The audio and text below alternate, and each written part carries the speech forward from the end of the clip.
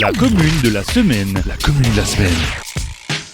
La commune de la semaine fait étape à Vitrin. Je suis en compagnie de Sophia Bordonnet. Bonjour Sophia. Bonjour.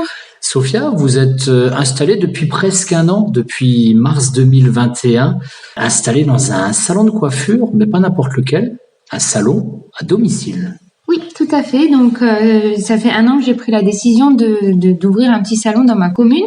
J'ai une pièce que j'ai pu faire à la maison, donc ce qui m'a permis d'accueillir les gens une après une et vraiment un endroit très privilégié, où je m'occupe de A à Z de la cliente.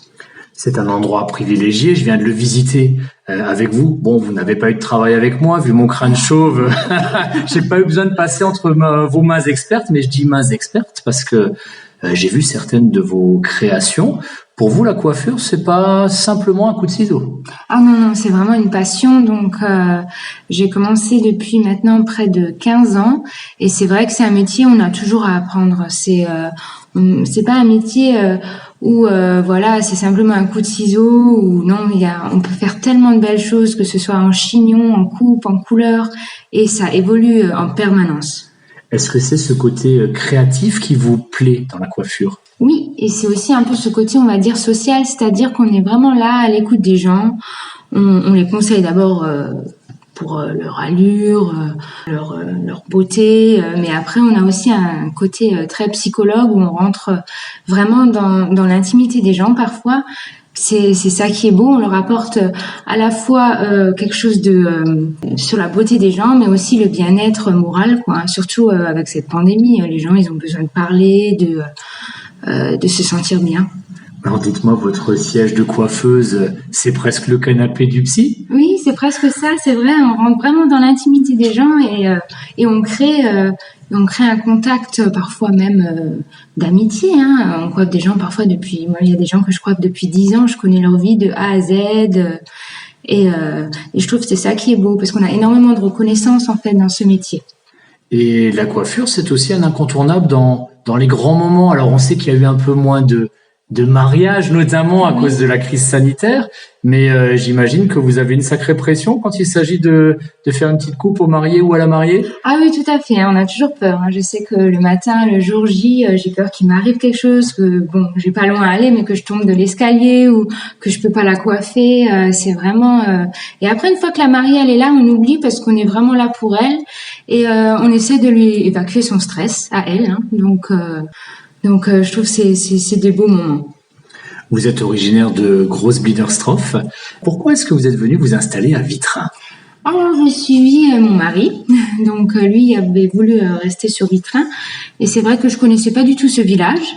Et du coup, les gens sont très sympathiques. Ils m'ont bien accueilli. Et c'est vraiment bon à vivre, Vous aimez ce côté contact avec les gens, donc j'imagine que rue des Vergers, où vous êtes installé sur les hauteurs de Vitrin, ça doit être sympa parce que c'est un quartier qui a l'air vivant avec beaucoup de jeunesse, beaucoup d'enfants dans les rues. Oui, tout à fait. On a tous eu à peu près des enfants de la même génération, donc on se côtoie à l'école via les associations. Donc on retrouve ce côté village, comme dans le temps. C'est vrai que Groß-Bi, c'est plutôt, on va dire, près de la ville, donc c'est grand, les gens sont un peu chacun pour soi, tout le monde travaille, alors que là, tu vas te promener, tu as vraiment ce côté où tout le monde se connaît, c'est sympa.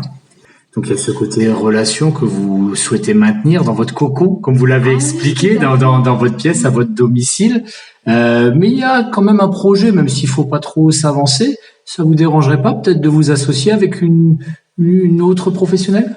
Oui, c'est vrai qu'on a de la chance d'avoir un joli local qui est encore disponible en bas. Donc, par la suite, j'aimerais bien, peut-être m'associer avec une esthéticienne parce que c'est vrai que c'est deux métiers qui se complètent.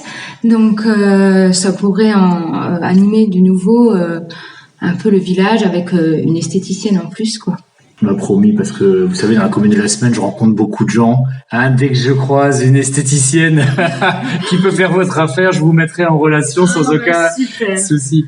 Puis vous l'avez dit, une coiffeuse, ça tient également un rôle social. C'est vrai qu'il y a des métiers comme ça où où on discute beaucoup, chez le boulanger, chez le buraliste, chez le coiffeur. Ça vous tient à cœur de maintenir cette tradition de l'échange avec les gens? Ah oui, c'est très important pour moi. C'est les gens, ils en ont besoin et ça fait partie de mon métier. Hein. Et bon, faut dire, une femme, elle reste en principe 1h30 à 2 heures chez le coiffeur, donc c'est sûr qu'on a beaucoup de choses à se raconter. Hein. Alors vous êtes tenu par le secret professionnel, on va pas connaître toutes les histoires, les auditeurs de Studio A ne connaîtront pas toutes les histoires croustillantes, mais est-ce que vous avez quand même une petite anecdote à nous raconter, peut-être la coupe un peu la plus folle qu'on vous ait demandé, ou bien une histoire qui vous est arrivée autour de la coiffure? Alors, j'étais encore en brevet professionnel et du coup, j'ai coupé les cheveux à un homme. Et manque de peau, le sabot, il s'est enlevé. Donc, j'étais au niveau au-dessus et je lui ai carrément fait un gros trou. Donc, à cette époque-là, j'avais un patron qui était très gentil, qui a pu rattraper le coup. Et en plus, il était pompier, heureusement. Mais du coup, ça a dû être, au lieu d'avoir une coupe normale, on a dû lui faire la boule à zéro, quoi. Mais bon, il était très gentil. Mais c'est vraiment ce qui m'avait choqué le plus, parce que j'étais jeune et j'avais l'impression d'avoir fait une catastrophe, quoi. Mais au final, tout s'est bien passé. Les clients, ils sont sympas quand même. Voilà, ils sont sympas et vous les accueillez en plus avec le sourire. Je peux en témoigner. Sophia Bandonnet, l'atelier, qu'est-ce que je raconte? Le salon de coiffure Sophia B à Vitrin. Merci beaucoup. Au revoir, bonne journée.